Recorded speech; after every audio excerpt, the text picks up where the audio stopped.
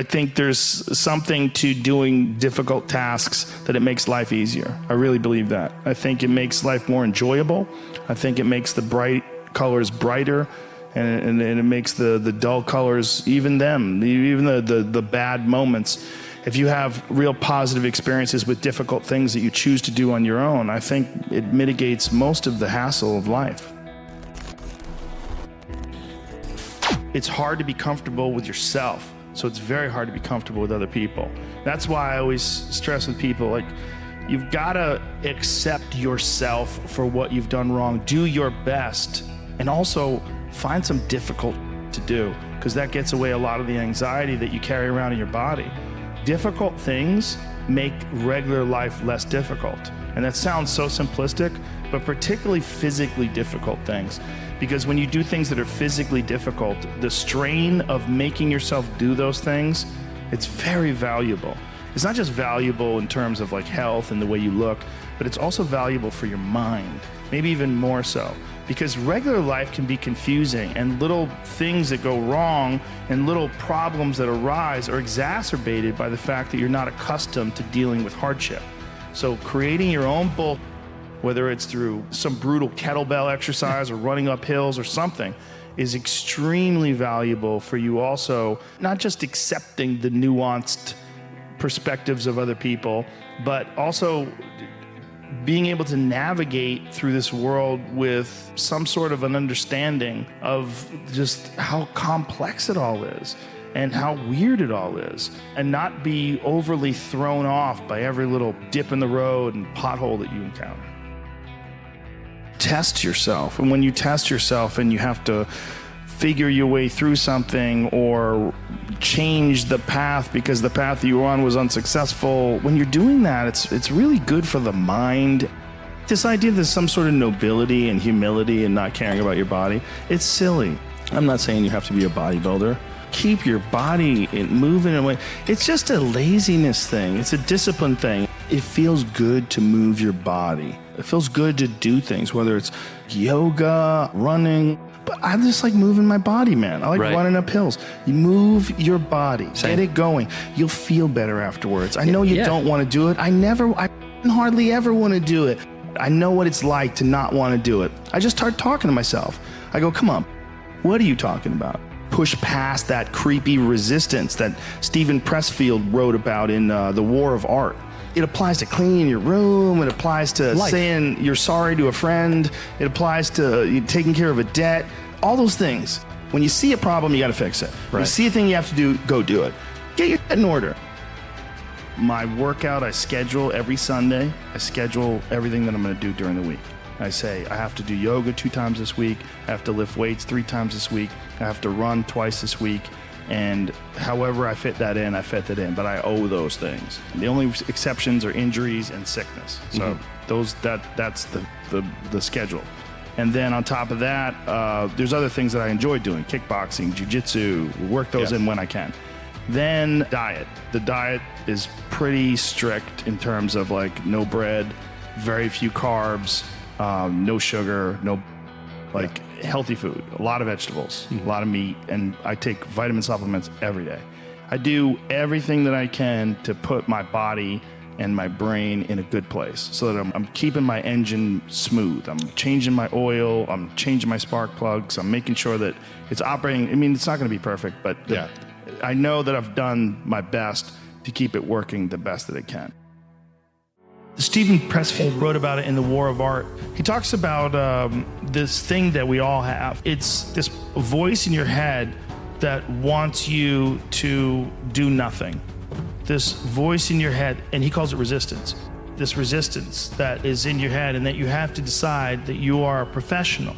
This is what a professional does. Goes to work and they give in to the muse. Okay, the concept of the muse, whether or not it's real, but the concept of the muse is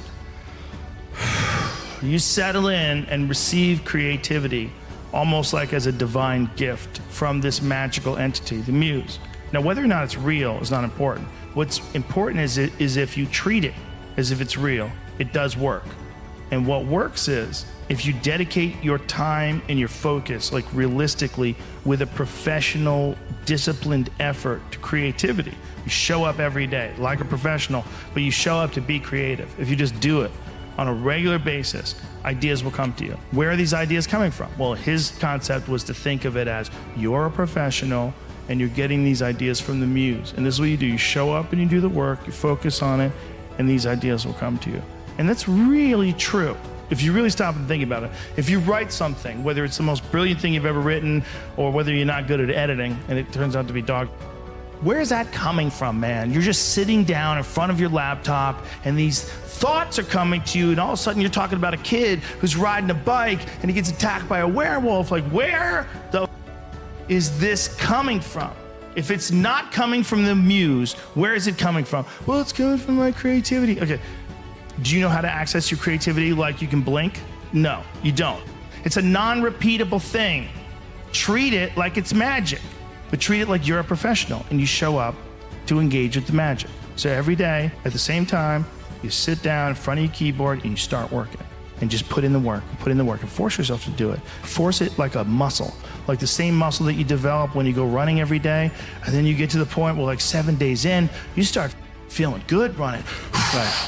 Right. So you start to feel like you're good at it. You start feeling like you're getting better because you're putting in the time. Most men live lives of quiet desperation. It's true. And I've been that guy. You're just in this world where you just can't wait to just run away. You have an apartment you have to pay for. You have a car you leased. You have a wife that you have to feed. You have a child you have to raise. You have your mortgage. You have your this. You have your that. And that's where it all comes from. Where do you think opportunity plays into that? Well, the opportunity takes place usually when you're young and you don't have any responsibility. That's when you have your options. That's the only way you ever get where you want to go. You have to take a path that's dangerous, and most people want to take the safe path. And the safe path leaves you stuck in quiet desperation. Well, your options are severely limited the more you gather responsibilities. The way you can change is you have to put aside enough money to give yourself a window. And then you have to have a plan, and you have to spend all your waking hours outside of whatever job you do planning your escape. And you have to come to the realization very clearly that you f***ed up and you got yourself stuck. So whatever you're doing, you have to do it like your life depends on it. Wondering why other people are successful is the refuge of losers. It's a loser mentality. It's a loser occupation. It's a loser practice because you're wondering why other people are successful. Who gives a f-? You can say you think it sucks, but to spend time wondering why someone is successful, it doesn't do any good. Your mind, you have a certain amount of bandwidth. I don't spend time wondering why I hate things or hating on someone or being jealous. You have, let's call it units. You have 100 units of bandwidth in your mind. So that means there's 100 units that you can spend on things you care about, or you could let your mind be occupied by some stupid Twitter feud that you're in with some idiot that you don't even know, and you could spend 30% of your mind bandwidth on this, and then you only have 70% for the things you love. And then maybe you're involved in some relationship and you're arguing back and forth with them. Well, there's another 30% that's gone. Now you have 40% left. You have 40% for the things you love instead of 100%. Only concentrate on the things you care about that mean something to you. My concentrating on people that suck or being jealous about people that are doing well does me zero good. But instead, if someone does well, I can be inspired and I can get fired up by it. Through time and effort, you build a stronger human. We need each other. We have this sort of very strange, loose-fitted community of all human beings together. Sometimes you don't find someone for a long time, and then when you do, it changes your whole life. You find someone, maybe it's just a YouTube video, and it's you just pushing people and telling people to go get after it, and people see that, and all of a sudden it's like they get goosebumps, their heart starts racing. It's like you gave them a drug, like you gave them fuel. And then they want to change their life. And then they want to watch you tomorrow. And then they want to watch you when they're at lunch break. They want to watch you there taking.